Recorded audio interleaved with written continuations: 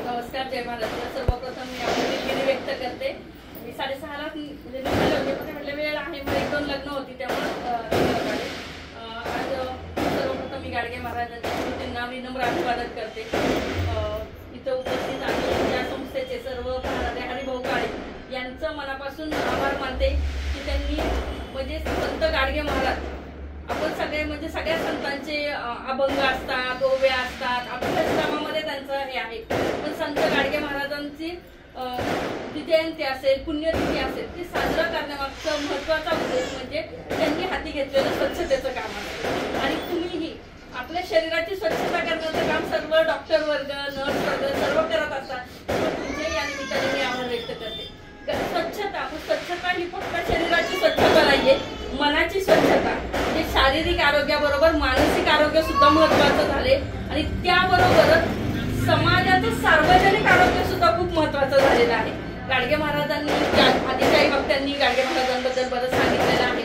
मी फक्त एकच विचार करते की गाडगे महाराजांनी मनाची स्वच्छता, शरीराची स्वच्छता आणि ग्राम स्वच्छता म्हणजे गावातील स्वच्छता करणं याला सुद्धा प्राधान्य दिलेलं होतं आणि त्यामुळे महाराष्ट्र शासनाने सुद्धा ग्राम स्वच्छता अभियान म्हणजे सकाळी आपल्या दारावर कचरा घेणारी येते तेव्हा मुलगा सहज आवाज होतो, आई कचरेवाली आली, तेव्हा मनामध्ये प्रश्न येतो, बाळा ते कचरेवाले नाही तर खरं आपण कचरेवाले आहोत आणि ते आपला कचरा साफ करतात। आज जर सार्वजनिक आरोग्याचा विचार केला तर फक्त हा कचऱ्याचा विचार नाही तर मानसिक आरोग्य आणि सार्वजनिक आरोग्य।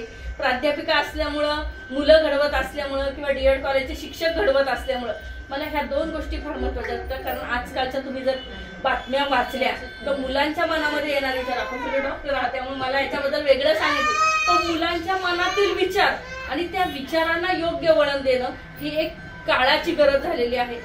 थोडा मोबाईल हातातून काढून घेतला तर त्यांना राग येतो किंवा म्हणजे अगदी समोरच्याच्या डोक्यामध्ये दगड घालण्यापर्यंत किंवा जर टीव्ही लावला तर टीव्हीच्या जर बातम्या पाहिल्या तर काल पेट्रोल पंपावर झालेली घटना असेल किंवा इतर काही घटना थोडं अरे हे असं का करतो असं म्हटलं तर हे शेवटी शरीरामध्ये किंवा मनामध्ये साचलेले जे काही सगळे गोष्टी आहेत त्याच्यामुळे गाडगे महाराजांचं एक श्लोक आहे, जिभले तुला काय धंदा, जिभले तुला काय धंदा, भजग थोडा वेळ गोविंदा।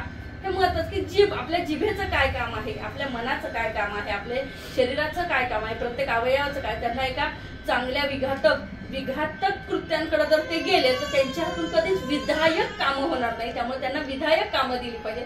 ते काम गाडगे महाराजांनी समाजात दिलं होतं की आधी स्वच्छता करणं त्या भागातील आणि मग नंतर त्यांना मग अंधश्रद्धा असेल असे अनेक गोष्टींवर, अंधश्रद्धेवर सुद्धा बोललेले आहेत। आज पुन्हा एकदा आपल्याला अंधश्रद्धा दिसते आहे समाजामध्ये, मुलींच्या बाबतीत आपला मार्गशीर्ष गुरुवार चालू आहे सगळ्यांचं, तर बरेच वेळा म्हणतात की ती पुस्तकं का वाचायची, पण जर एक गोष्ट नेहमी ती कथा वाचताना म्हणजे त्या कथेमध्ये खाली एक लाईन आहे की त्या राणीला 5 का 7 मुलं असतात, ते दूर कुठे तरी गेलेले असतात, पण तिच्या मदतीला कोण येते, मुलगीच येते आणि सगळं ठीक स्थिर स्थावर झाल्यावर मग मुलं परत येतात, शेवटच्या सगळं राज्य वगैरे मिळतं, मुलं परत येतात तर सुखाने जात नाही लागतात। म्हणजे मुलींची गरज त्या काळामध्ये सुद्धा सांगितलेली होती।